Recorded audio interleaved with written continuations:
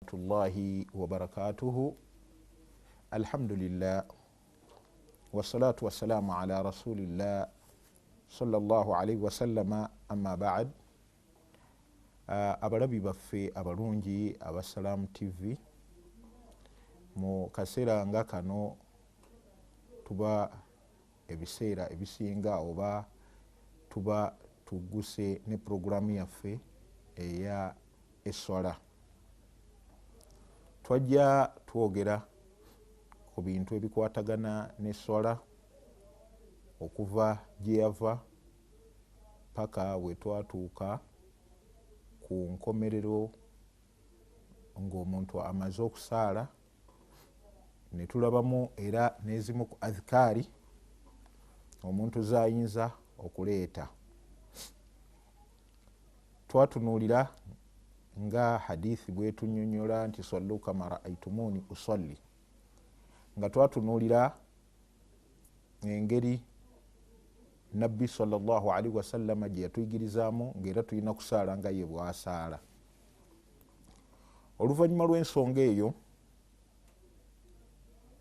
eswala ebiseera ebimu omuntu ayinza okuyingira muyo, naye ne wabaawo oluusi obuntu obujja ne busoba nga bwe tunaalaba mu misomo gyaffe egijja, naye olwaleero twagala tutunuulire nti abaffe senga omuntu afunye ekimu ne kisoba oba embeera nemusobako mu swala ye, kiki kyateekeddwa okukola. Tuyina kye bayita sujudu sahawi, oluvuunama olw'okwerabira. Sujudu sahawi nga sujudu sahawi kitegeeza ki, oba bwe baba batunyonnyola abamanyi b'obusiraamu nti sujudu sahawi kyeki? Kitegeeza ibaratun an sajdatain yasjuduhuma almusalli lijabri lkhalali alhasilu fi salatihi. Za envuunama ebbiri, oba kigambo kitegeeza nti ze envuunama ebbiri zavuunama omusaaze lijabri alkhalal, okubeera nga azibikira ebituli alhasilu fi salatihi, ebyo ebizze mu swala ye. Envuunama ebbiri ezo eza sujudu sahawi, ekigendererwa kyazo lijabri alkhalal, kwe kuzibikira obuzibu bwonna obuba buzze mu swala y'omuddu min ajiri sahawi, olw'okwerabira. Sujudu sahawi oba envuunama zino ebbiri nga zo ziyina ensonga ezizireeta, nga ensonga ezo ezireeta sujudu sahawi esookera ddala muzo, kubanga ziri ssatu, naye esooka aziyadatu, omuntu okwongera mu swala ye. Kiba kitegeeza nti omuntu bw'aba ayongedde mu swala ye ajja kuvuunama envuunama zino ebbiri zetugambye oba zetwogeddeko eziyitibwa sujudu sahawi. Ensonga ey'okubiri annaqsu, okendeera oba okendeeza mu swala. Omuntu bw'akendeeza mu swala ye, era nayo sababu, nsonga eyinza okubeera nga emuleetera okuvuunama envuunama ezebbiri. Ensonga ey'okusatu ashakku, okubuusabuusa mu swala. Ensonga ziri ssatu eza sujudu sahawi. Tugambye esooka aziyada, okwongera mu swala. Ensonga ey'okubiri annaqsu, okendeeza mu swala. ensonga eyokusatu ashakku okubuusa mu swala. Kati ezo zensonga ezikuleetera okubeera nga ovuunama envuunama zino ebbiri. Sujudu sahawi nga sujudu sahawi erina halataani, erina embeera bbiri. Embeera esooka waliwo wovuunama qabla salaamu nga tonnatuula salaamu, ne wabeerawo wovuunama ng'oteekeddwa oba mu sunna kuvuunama baada salaamu, ng'ovuunama luvannyuma lwa kutoola salaamu. Kitegeeza ki? Kitegeeza nti bwe tugamba nti qabla salaamu nga tonnatoola salaamu, kiba kitegeeza nti sujudu sahawi ejja kubeera munda wa swala, bimaana nti nno ojja kumala okusoma tahiyatu yo, bw'ogimaliriza ng'onootera okubeera nga otoola salaamu, nga waliwo obuzibu obwagudde mu swalayo, ovuuname envuunama ezo ebbiri oluvannyuma olyoke otoole salaamu. Kiba kitegeeza nti ojja kusoma tahiyatu paka wonootuuka nga omaliriza we wanditooledde salaamu, n'obeera nga ovuunama envuunama ezo ebbiri, ovuunama n'ovaayo n'otuula n'oddayo n'otoola salaamu. Eyo ye haala oba embeera esooka nti sujudu sahawi ebaddewo qabla salaamu. Waliwo sujudu sahawi lwejja okujja baada salaamu, oluvannyuma lw'okutoola salaamu.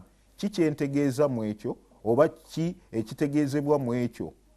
Nti sujudu sahawi waliwo ensonga gye tujja okulaba nga bw'oba ogikoze oba ezimu swalayo nga sujudu sahawi ojja kusoma tahiyatu ogimalirize. Bw'onoogimaliriza otoole salaamu nti assalaamu alaikum warahmatullah, assalaamu alaikum warahmatullah, olyoke ovuuname zino envuunama ebbiri ze tugambye, ng'okola otya nti assalaamu alaikum warahmatullah, assalaamu alaikum warahmatullah, ovuuname oluvuunama olusooka, oveeyo otuule mu makkati, ovuuname n'oluvuunama olwokubiri, oddeyo waggulu, olyoke otoole salaamu. Kati kyetugambye nti lisujudi sahawi, sujudu sahawi eyina halataani, eyina embeera bbiri. Waliwo weebeera nga tonnatoola salaamu, ekyo tukitegedde, ne wabeerawo neweebeerawo oluvannyuma lw'okutoola salaamu. Sujudu sahawi nga tumaze okulaba haala, embeera eza sujudu sahawi. Sujudu sahawi ebeerawo ddi qabla salaamu, era ddi weebeerawo baada salaamu. Tujja kusinziira ku nsonga ziri essatu ze twannyonnyodde. Ensonga esooka twagambye nti ensonga ya ziyaada, kwongera mu swala. Ensonga eyokubiri anaksu, okendeeza mu swala. Ensonga eyokusatu ashakku, okubuusabuusa mu swala. Tujja kutandikira ku nsonga esooka. Ensonga esooka eya ziyaada, okwongera mu swala.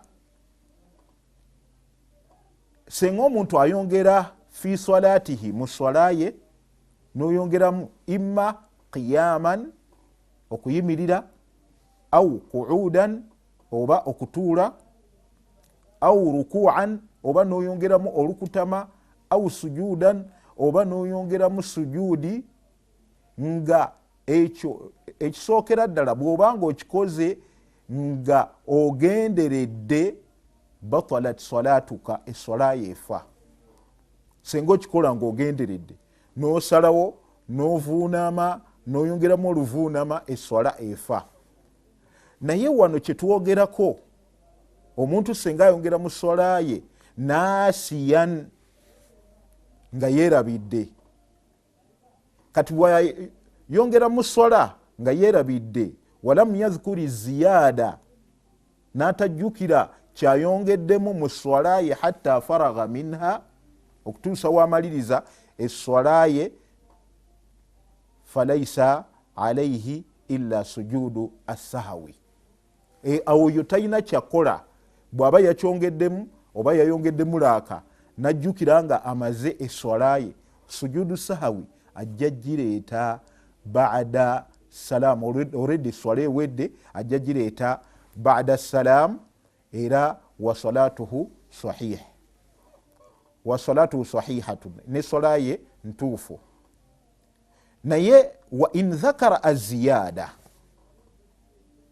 omuntu ono bwajjukira ziyada okwongera mu swala nga fi athnaiha mu kiseera ky'okubeera nti abadde asaala najjukira nti yeerabidde mu swala, ayina kyayongedde mu swala ng'akyali mu swala, wajaba alaihi arrujuu anha, kimukakatako okubeera nga ekintu ekyo akivaako n'addayo wasajjada sujudu sahawi era n'abeera nga avuunama sujudu sahawi wa salatuhu sahiha, esswala ye eba ntuufu. Ekyokulabirako, shakhsun salla salata adh-dhuhur, omuntu asadde esswala ya dhuhur, bw'asadde salatu dhuhuri mathalan 5 rakaati, asadde raka 5, walam yadhkuri ziyada, n'atajjukira nti nno asadde eraka 5 illa wahuwa fi tashahudi, n'akijjukira nga ali ku tahiyatu, asadde eraka 5 najjukira nti nsadde eraka 5, akyalina okukola ki?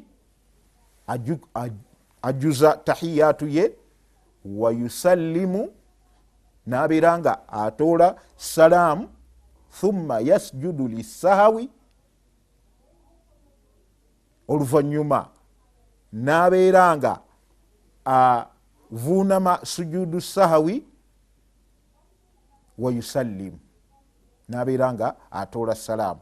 Kati ekyo kifaananyi, omuntu asadde eraka 5 tajjukidde mu kiseera kyakusaala nti asaala 5 okugjako ajjukiridde ku tahiyatu ng'amaze okusaala eraka ze 5, kiki kyalina okukola?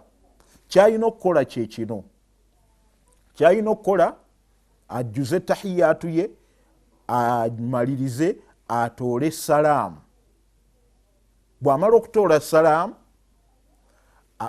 ng'agimaliriza, avuuname envuunama 2 oluvannyuma lwa salaamu, oluvannyuma atoole salaamu yaazo. Kiba kitegeeza okusinziira ku kyetunnyonnyola nti omuntu bw'ajjukira aziyada, kati nga bwe tugambye eraka 5 najjukira ng'abadde asituse ku laaka ey'okutaano nga ali mu laaka ya kutaano, najjukira nti eno laaka ya kutaano ng'ayimiridde, rajaa anha, akomawo n'atuula, bw'aba nga abadde asituse waggulu n'atuula. Eyo ziyada senga ojjukira fi athnai as-sala, senga ojjukira mu biseera by'esswala. Ne bw'oba ojjukidde baada al-faragh, oluvannyuma lw'okumaliriza esswala, eitha okubeera nga osadde 5 ojjukiridde ku tahiyatu, kiki kyolina okukola? Tahiyatu gijjuze. Oba ojjukidde oluvannyuma lw'okutoola salaamu, abantu ne bakujjukiza nti sallaita 5, kiki kyolina okukola? Olina okubeera nga ovuunama sujudu sahawi. Waddalilu ala dhalik, obujulizi ku nsonga eyo, hadithu Abdullah ibn Mas'ud radiyallahu anhu, ye hadithi ya Abdullah ibn Mas'ud radiyallahu anhu anna nabiyya sallallahu alayhi wa sallam salla dhuhra 5. Nabbi yasaala esswala ya dhuhuri n'asaala eraka 5. Faqila lahu azida fi salati, abaffe esswala yayongeddwamu. Faqala wama dhaaka, nabbi n'agamba kiki ekyo? Qaalu, ne bamugamba basahaba, sallaita 5, osadde eraka meka? 5. Fasajada sajdatain, nabbi navunama envunama 2 ba'da ma sallama oluvanyuma lw'okutoola salaamu. Bimaana basahaba nabbi yasalira akataano ku dhuhuri amaze atodde ne salaamu. Bw'amala okutoola salaamu yalina okukola basahaba bamugambye nti ya rasulallah osadde era akataano. Nabbi sallallahu alaihi wasallam n'akomawo fathanna rijlaihi amagulu ge n'agaweta n'abeera nga wastakbala alqibla n'ayolekera ekibula fasajida sajidatain thumma sallama oluvanyuma n'abeera nga envunama 2 oluvanyuma n'atoola salaamu. Kati baddu ba Allah aba tulaba ku TV kuno nti sujudu sahawi senga omuntu abadde ayina ziyada gyayongedde mu swala fa in bwajjukira mu kiseera fi athnai swala mu kiseera kyeswala raja anha akomawo osituse kulaka yakutaano nojjukira mbadde nsituse nsaala yakutaano toyina gijuza wabula kiki olina okukola raja anha komawo obeere nga okka wansi obeere nga otuula tashahudi omalirize swalayo. Naye senga ojjukira nga omalirize swala nti nsadde era akataano oba ojjukidde nga tonnamaliriza swala walakin fi athnai swala oli ku tashahudi esembayo nojjukira nti nsadde era akataano, maatha alaika an tafalahu, kiki kyolina okukola? Kyolina okukola kyekino, juza tahiyatu yo. Bw'omala ogimaliriza tahiyatu yo oluvanyuma nti olw'okuba okoze ziyada toola salaamu, tovuunamira munda, toola salaamu.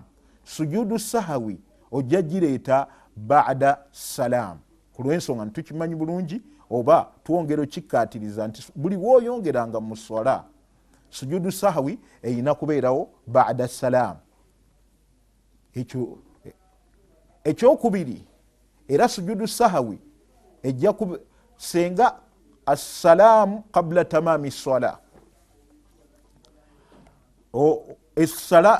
salaamu qabla tamaami swala, salaamu nga ogitodde nga tonnajuza swala. Omuntu buli watoola salaamu qabla tamaami swala mina ziyada, ekyo kibalibwa mu kwongera mu swala. Senga omusaaze yenna akeesa enkya n'atoola salaamu nga tannajuza swala n'asiyan ng'akoze eki nga yeerabidde walam yadhkur illa ba'da zamanin, n'atajjukira okujjako oluvanyuma lw'akaseera kaliilin kadaqiqatain wa thalatha oba laakanga 2 oba laaka 3 fa innahu yukmilu salatahu, mazima ajjuza ayina kujjuza eswala ye wa yusallimu n'atoola salaamu thumma yasjudu lisahawi wa yusallimu oluvanyuma n'atoola salaamu n'avuunama envuunama 2 oluvanyuma n'atoola salaamu yaazo. Ekifaananyi ekyo kijja kitya? Ekifaananyi kino kiri mu mbeera bweti nti osadde eraaka ku dhuhuri obadde olina okusaala eraaka 4 n'obwongo ne weerabira. Oluvanyuma lw'okubeera nga weerabidde n'osaala eraaka 3 oba osadde 2 n'otuula tahiyatu, osadde eraaka 2 n'otuula tahiyatu n'otoola salaamu. Bw'omaze okutoola salaamu n'ojjukira nti nsadde eraaka 2, kyolina okukola ki? Komawo ojjuze eraaka zino emmeka, 2 z'obadde tosadde, otuule tahiyatu yaazo, otoole salaamu. Bw'onootoola salaamu oluvanyuma ovuuname sajidataini ba'da salaamu, envuunama 2 oluvanyuma lwa salaamu. Otodde salaamu essola tennajjula n'ogamba nti nojjukira nti oyina eraaka z'otasadde, mala okuzireeta oluvanyuma otuule tahiyatu. Oluvanyuma lw'okutuula tahiyatu toola salaamu, toleeta sujudu sahwi, mu swala obanga tonnatoola salaamu wabula leeta sooka otoole salaamu oluvannyuma lw'okutoola salaamu sujuudu sahawi ejja kubeerawo baada salaamu ojja kumala kutuula tahiyaatu ku nkomerero yaayo oluvannyuma obeere nga sujuudu sahawi ogireeta oluvannyuma lwa salaamu obeere nga otoola salaamu yaayo. dalilu ala dhalika obujulizi kwekyo hadith abi hurairata ya hadithi ya abi huraira anna nabiya sallallahu alaihi wasallam nabbi sallallahu alaihi wasallam salla bihim salata dhuhr yabasaza salatu dhuhri au al-asri oba asri fasallama min arrak'atayn nabbi natola salam mulaka biri fakharaja sur'anu nas abantu abali mbwangu ne banguwa ne bafuluma okuva mu muzikiti mwabo mwemuli abubakari ne umar nabo balimu fahaba ayukalimahu ne batya okwogera ne nabbi sallallahu alaihi wasallam. nabbi sallallahu alaihi wasallam ne wajja omusajja ayitibwa dhulyadain namugamba nti ya rasulallah anuqisati salatu eswala yakendezeddwa amnasiita oba weerabidde. nabbi sallallahu alaihi wasallam nagamba nti manukisati sola wala mwamanasitu si eswala teyakendezeddwa era seerabidde.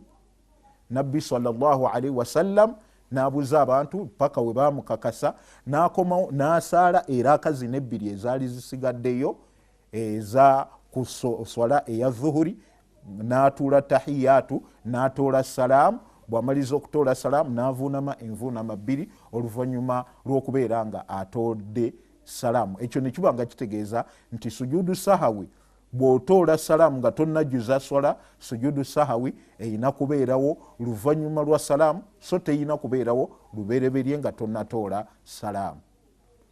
okusinziira ku nsonga eyo ey'ensonga esooka gye tuliko oba gye tubaddeko eya ziyaada sujudu sahawi eyina kubeerawo qabla salam manya baada salam oluvannyuma lwa kutoola salam olwa hadithi ya abi hurairata radiyallahu anhu eyo gye tulabye. nekibanga baddu ba allah subhanahu wa ta'ala buli bwoyongeranga musola sujudu sahawi fuba nnyo ogireetere ng'omaze kutoola salam oluvannyuma ovuuname envuunama bbiri. nsaba allah subhanahu wa ta'ala atugase n'ebyo bye tuyize era bifuuke ennunuzi yaffe ku lunaku lw'enkomerero. wassalamu alaikum warahmatullahi